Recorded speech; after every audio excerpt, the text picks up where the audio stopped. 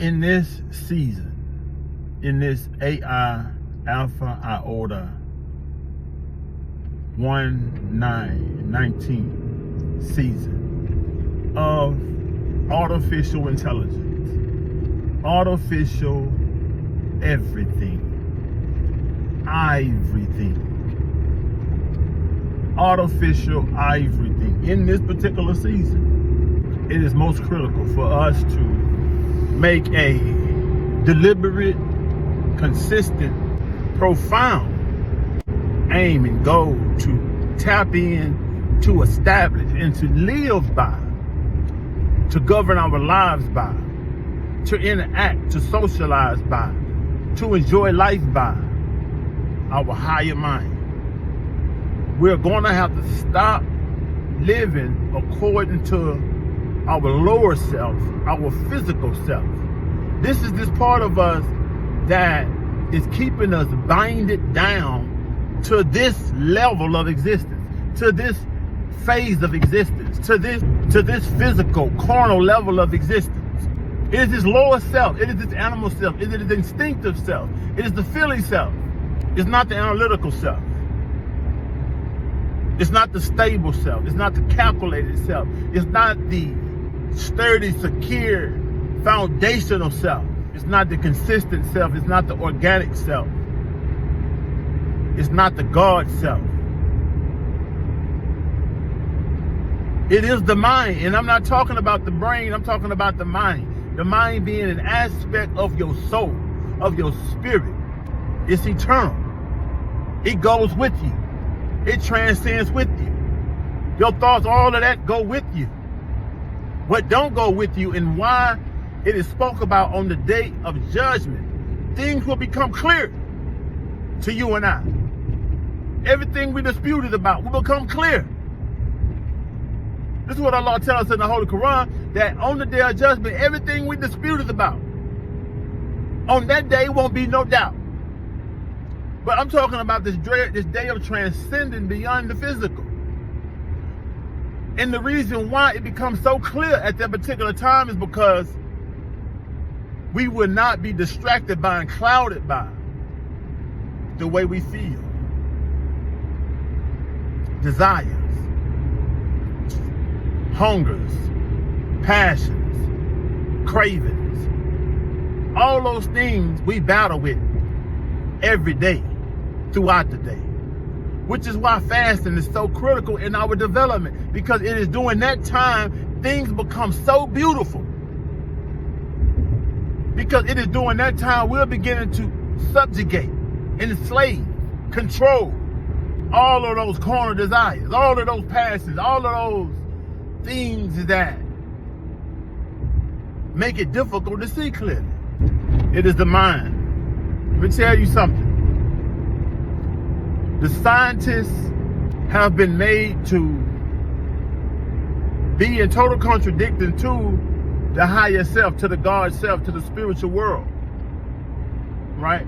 To quote unquote religion. The scientists are operating from the right place, from the God mind.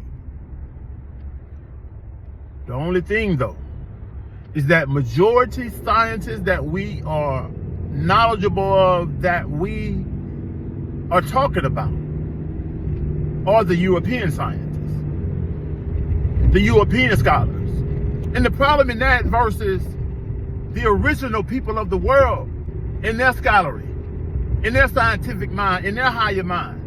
The one thing that they are missing, you see, they can create, they can bring things into some level of reality, right? But because they lack and don't have this spiritual mind, this spiritual eye, this spiritual essence, this God self, they can't bring things into life. They can manifest, they can bring things into a reality, but they cannot make things live. They cannot make things come into life. So if only more original people of the world, more science, more black individuals, more black men and women became scientists of food, scientists of clothing, scientists of business, scientists of relationships. And I'm talking about real scientists, really breaking these things down to their lowest compound. Many of our problems will be solved overnight. Why? Because we'll then become creators.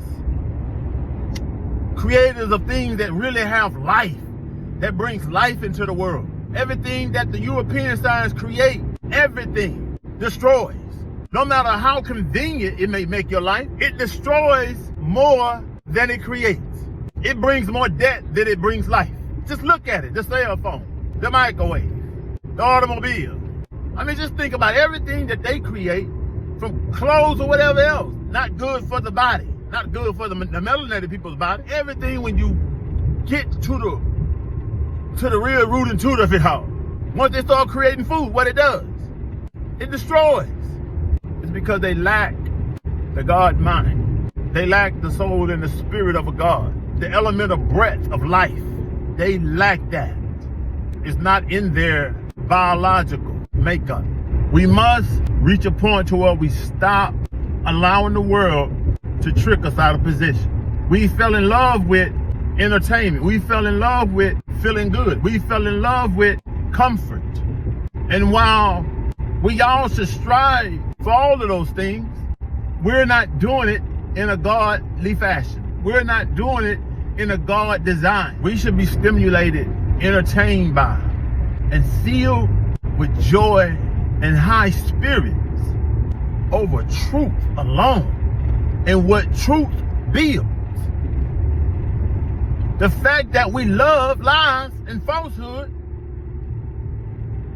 is a testament of how sick we are on a mental level, which is a spiritual level. We don't stand on truth. We don't raise our kids on truth. We're not honest. We don't hold them responsible. We don't hold them accountable. Because we want them to feel good at their own detriment. So we create another generation of liars for the sake of peace, for the sake of getting along.